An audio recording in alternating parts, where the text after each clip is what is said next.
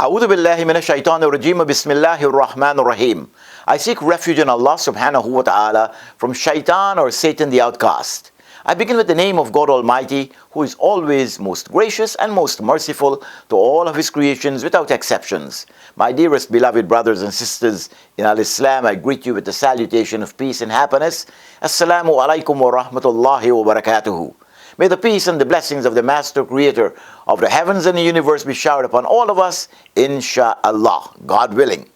Today's topic is man's ignorance. Man's ignorance. Talking is the easiest thing in the world, and keeping quiet the most difficult. And that's a fact.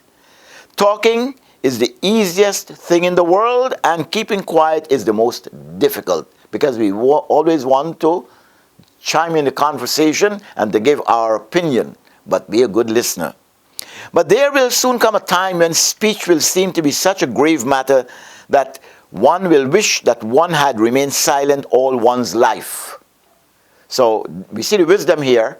Sometimes you speak and you get into trouble, you say the wrong things, people hate you. So being a good listener is always good. One will wish that one had renounced the power of speech and that one's tongue had been frozen into perpetual silence. Because once you speak, those words you cannot recall.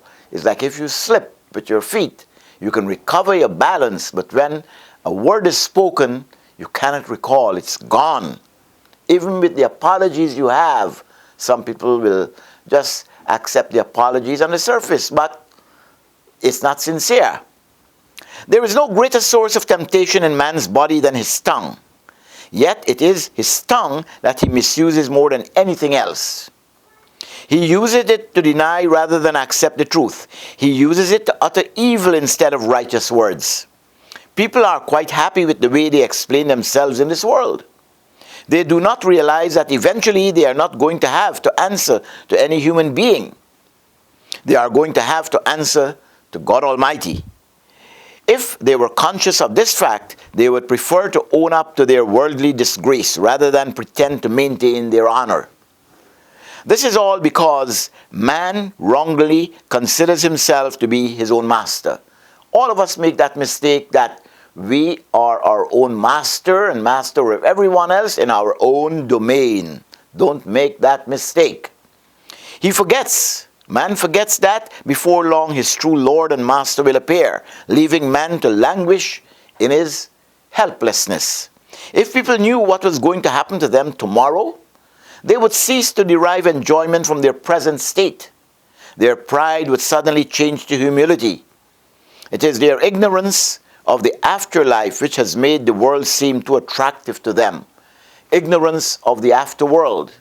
No knowledge about the afterworld will make them, believe that they're the master and lord of their own domain. And this is the man's ignorance as such. Let's not fall into that category and try to learn about the life hereafter, because this is the life everlasting. This life is short. It's just transitory. We are going through in this world, and old age will step in if we live that long, and then death comes, because that's separating us from the grave and then hereafter, and then into the grave, which is the doorway into hellfire or paradise. You decide. Everything is in your hands. God Almighty has given us the gift of reason.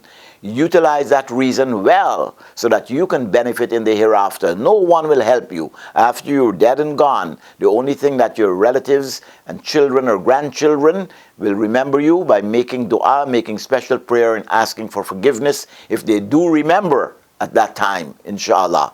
So let's strive for excellence and do as much good as you can while you are alive. All right? Do as much as you can. Right? And pile up your book of good deeds so that when that time comes, it will be working for you and not against you, inshallah. Until we meet again, Assalamu alaikum wa rahmatullahi wa barakatuhu.